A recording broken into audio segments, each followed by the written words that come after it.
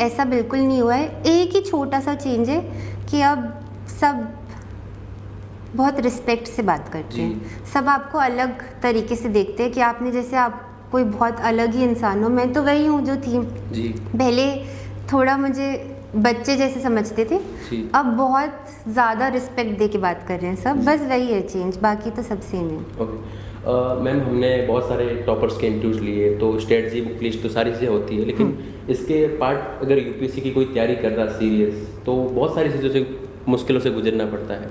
कई बार स्टूडेंट्स ये बोलते हैं कि उनको मतलब मेडिटेशन नहीं हो पाता समय पे, और बहुत सारी चीज़ों को देखते हुए उनको गोलियां भी खानी पड़ती है और उनको भूख भी नहीं लगती है। तो वो सारी चीज़ें उस किस प्रकार आपने मैनेज किया और आखिरकार सफलता ली? सबसे इम्पॉर्टेंट तो मेंटल स्टेबिलिटी है। अगर आप मेंटली फिट नहीं फील कर रहे हो तो आप इतना ज़्यादा पढ़ ही नहीं सकते। इतना ज़्यादा एंजाइटी होती है एग्ज़ाम में, बहुत स्ट्रेस होता है। तो अगर आप मेंटली फिट नहीं हो और बहुत ही अच्छी प्लेस में नहीं हो मेंटली, तो बहुत डिफ़िकल्ट है प्रिपरेशन करना। मैंने उसके लिए अपने घर वालों का सपोर्ट लिया। मुझे पूरा श्रेय उन्हीं को जाता है। मेरे पेरेंट्स बहुत ज़्यादा फ्रेंडली थे मेरे साथ, और मुझे अगर मैं स्ट्रेस में आती थी तो मैं उनके रूम में चली जाती थी कि अब मुझे स्ट्रेस रिलीव करो, मुझे मूवीज़ दिखाना, मुझसे अलग टाइप की बातें करना, जो दोस्तों का काम होता है वो मेरे पेरेंट्स ने किया। तो और किसने किया, तो और कभी भी प्रेशर भी नहीं क्रिएट किया कोई सा भी। मेरा 3rd अटेम्प्ट था, उन्होंने मुझे बोला था कि 6 अटेम्प्ट यूपीएससी ने दिए तो 6 अटेम्प्ट हमने भी तुम्हें दिए, तो मैं जब तक तुम खुशी से कर पा रही हो तो करते रहो। तो वो एक एनवायरनमेंट जो होता है उससे बहुत फ़र्क पड़ता है। दूसरा, मेरे पास लॉ डिग्री भी थी। अच्छा। तो लॉ किया है मैंने, तो मुझे इसका भी बहुत ज़्यादा रिलैक्स थी मैं। आई रियलाइज़ कि बहुत बच्चे इसके भी स्ट्रेस में रहते हैं, प्लान बी। तो क्योंकि मेरे पास एक अच्छे कॉलेज की डिग्री थी, आई एक्नॉलेज दैट, कि उसके वजह से भी मैं बहुत रिलैक्स थी कि अगर 2-3 साल भी हो गए गैप के, तो भी अगर मैं जाऊँगी लॉ के टुवर्ड्स तो मुझे कोई ना कोई जॉब मिल जाएगी।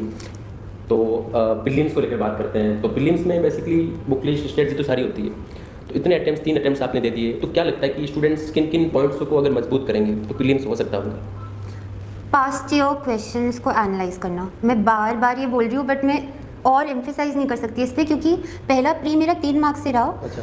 मेरी प्रिपरेशन जो बेसिक होनी चाहिए वो तो पूरी थी, बट मैंने ना पास्ट ईयर क्वेश्चंस ना इतने अच्छे से देखे थे।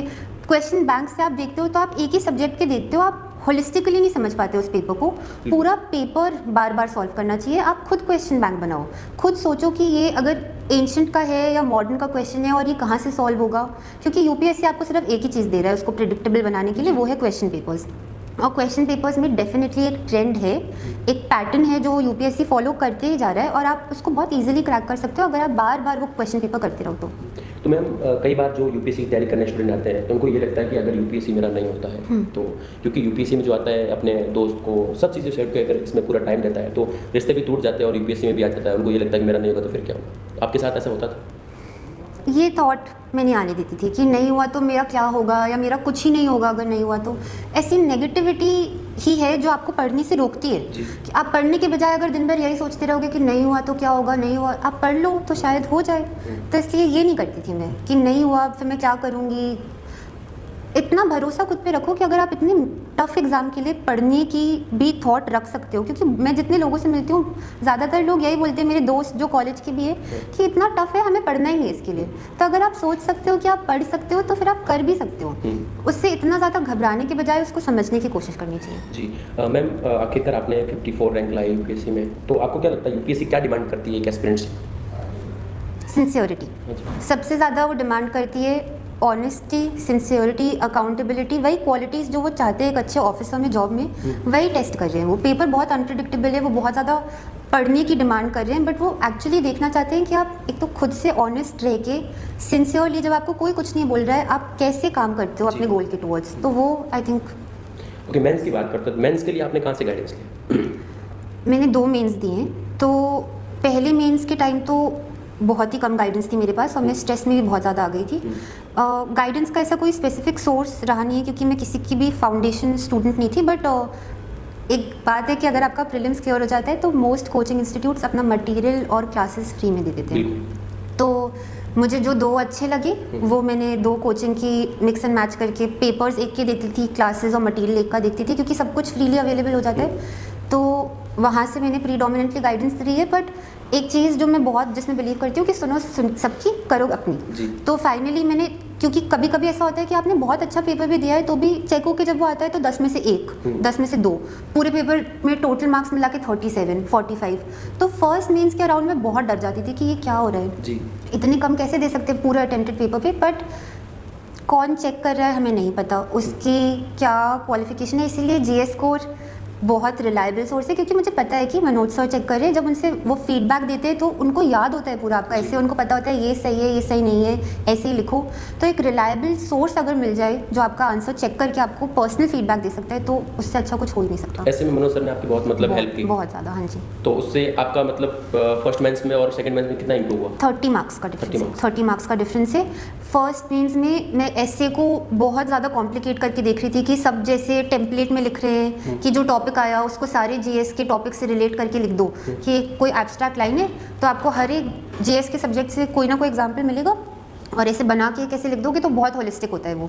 बट ऐसा बिल्कुल नहीं है। मुझे समझ आया जब मैंने जीएस स्कोर के नेक्स्ट अपने मेंस के टाइम में, क्योंकि मुझे लगा मेरे एसए के मार्क्स कम है, मैंने सर की टेस्ट सीरीज़ ली और जब मैंने अटेम्प्ट करना शुरू किया उन्होंने मुझे बताया कि तुम्हारी अगर क्लैरिटी है एक्सप्रेशन में, जो तुम एक्सप्रेस करना चाहती हो वो क्लियरली एक्सप्रेस करना है, बस उतने 12 पेजेस में लिख के, 10 से 12 पेजेस में, और कुछ टेम्पलेट नहीं लेना है कि ऐसे ही लिखूंगी तो अच्छा है। जैसे समझ आ रहा है उसको पार्ट्स में डिवाइड करके या एक फ्लो में वैसे लिखो। Listen to your own thought process कि आपको इस टॉपिक के क्या एस्पेक्ट समझ आ रहे हैं, उसको सब्जेक्ट के नज़रिए से नहीं देखना है, अलग अलग सब्जेक्ट्स के, उसको अपनी अंडरस्टैंडिंग ऑफ द वर्ल्ड उसके नज़रिए से देखना है। और वो सर हर ऐसे की क्लासेस भी लेते थे, क्वालिटी इंप्रूवमेंट क्लासेस, तो उनसे भी मुझे समझ आया कि जो वो बोलते हैं 360 डिग्री अप्रोच, वो सब्जेक्ट स्पेसिफिक नहीं है कि हिस्ट्री ज्योग्राफी पॉलिटी किया तो 360 डिग्री अप्रोच हो गया। वो क्या नीड थी इस चीज़ की, क्या चैलेंजेस थे, क्या इम्पैक्ट्स थे, वो 360 डिग्री अप्रोच होती है। तो दैट हैज फीडबैक से आखिरकार आपने वर्क किया, वो फीडबैक काम आया। हाँ जी, हाँ जी। ओके मैम, न्यूज़पेपर को लेकर बात करते हैं। कई स्टूडेंट्स तो मंथली मैगजीन वो कर लेते हैं यूज़ की, न्यूज़पेपर करंट अफेयर्स के लिए वो यूज़ कर लेते। तो आपने न्यूज़पेपर पढ़ा या क्या किया? मैंने न्यूज़पेपर नहीं पढ़ा। मुझे न्यूज़पेपर पढ़ना बोरिंग लगता था क्योंकि रिपीटेटिव हो जाता है। हफ्ते में 2-3 ही बड़े न्यूज़ होती हैं, वो बार बार आती रहती है। मुझे समझ नहीं आता था नोट्स कैसे बनाऊँ, बना भी लिए तो रिवाइज़ कैसे होंगे। तो मैंने न्यूज़पेपर ऑनेस्टली अपनी प्रिपरेशन में नहीं पढ़ा। मैं मंथली मैगजीन्स करती थी, उससे जनरल आइडिया इंपॉर्टेंट टॉपिक्स का हो जाता था। और प्री और मेंस के लिए मुझे रियलाइज़ हुआ कि न्यूज़पेपर आपका ओपिनियन बिल्ड करने में हेल्प करता है, आपका एक्सप्रेशन बहुत इंप्रूव करता है।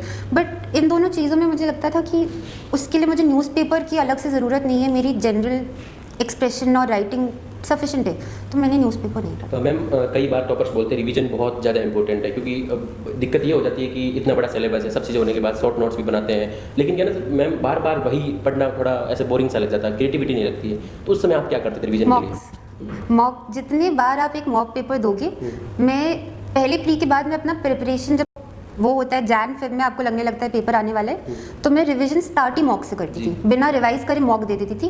पॉलिटी का दे दिया, इको का दे दिया, फिर देखती थी क्या मार्क्स है और कौन से एरियाज है, आपको समझ आ जाता है। जैसे आप मॉक देते हो then there is an evaluation of your पढ़ाई इन फ्रंट ऑफ यू। आपको कुछ वो ना करूँ, आपको पता चल जाएगा कि ये पार्ट में रिवीजन की ज़रूरत है, या पूरे हो सकता है पूरा पॉलिटी फिर से रिवाइज करना पड़े, अच्छे मार्क्स नहीं आ रहे।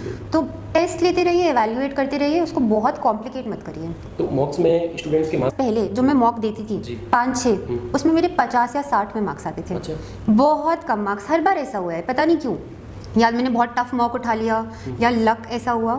बट मॉक्स के मार्क्स, या वो मेंस हो या प्री, उसको भी एनालाइज करने का तरीका है। आपको ये भी समझना है कि कभी, और बहुत बार ऐसा भी होता था कि इनिशियली मैं करती थी बिना पढ़ाई के और 140, 130 इतने मार्क्स आ रहे हैं। तो आप पेपर का लेवल भी तो समझना सीखिए कि आप जो मॉक अटेम्प्ट कर रहे हो वो इजी है या बहुत डिफिकल्ट है या बिल्कुल ही अतरंगी है, वो भी समझने का तरीका है। उसको PYQ से कंपेयर करो, आप देखो प्रीलिम्स के पेपर्स कैसे आते हैं, अगर उसी लेवल का है फिर आप डरो मत। 50 पे आ गए तो क्या हो गया। लेकिन प्रीलिम्स में एग्जाम देने जाते हैं कई बार स्टैंडर्ड बुक सब कुछ पढ़ने के बावजूद भी, लेकिन वैसा जैसे हम लोग उम्मीद करके जाते हैं वैसा पेपर आता नहीं है। और उसके साथ साथ ही एक बार पहली बार तो देखते समझ में नहीं आता क्या कहाँ से क्वेश्चन आ गया, तो उस समय इंसान एकदम हाइपर हो जाता है, कैसे होगा नहीं होगा, पूरा होगा कंप्लीट नहीं। वो उसमें आपने कैसे किया प्रीलिम्स को लेकर? मेरी स्ट्रैटेजी थी इमोशनल डिटैचमेंट।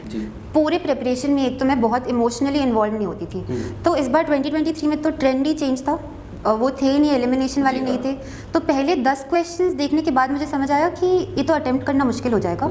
एक बेसिक चीज़ मैं सोच के जाती थी कि चाहे कोई कितना भी प्रिपेयर करके आया है, 30 क्वेश्चन से ज़्यादा श्योर शॉर्ट किसी को नहीं आते जी। हैं। जितने वहाँ पे 14 लाख 15 लाख बच्चे बैठे, 30-35 क्वेश्चंस ही हैं जो सबको 100% मतलब मोस्ट लोगों को आते होंगे, इजी है। उसके बाद सिर्फ आपकी स्टेबिलिटी और आप प्रेशर कैसे हैंडल कर रहे हो सिचुएशन पे, उस पर बहुत ज़्यादा आ जाती है बात, क्योंकि आपको एटलीस्ट 80 तो अटेम्प्ट करके आने हैं। 80 से कम आप अटेम्प्ट करोगे तो कट ऑफ मिस हो जाएगा। तो वो 50 क्वेश्चन जब आप वहाँ पे कैसे अटेम्प्ट करोगे, ये आपकी बहुत ज़्यादा मेंटालिटी पे डिपेंड करता है। और अगर आप वहाँ पे हाइपर हो गए या डर गए तो बहुत चांसेस है कि रह जाएगा, क्योंकि आपको एब्सोल्युटली लॉजिकल रहना है, आपको कैलकुलेटेड गेसेस लेने हैं। तो जो भी चीज़ आपको हेल्प कर सके, मुझे लगता था कि मैं इतने सारे मॉक्स दे चुकी होती हूँ अलग अलग लेवल के, कि वहाँ पे कितना भी डिफिकल्टी लेवल आए, मुझे पता है कि मुझे कैसे I have to keep my nerves calm. तो लोगों को मेडिटेशन भी हेल्प करता है, but anything which helps you stay calm, क्योंकि तभी बेस्ट आंसर आपको तभी समझ आएगा। आप कैलकुलेटेड गेस भी तभी ले पाएंगे अगर आप बिल्कुल काम हैं तो। GS2 CSAT के लिए क्योंकि CSAT ना हर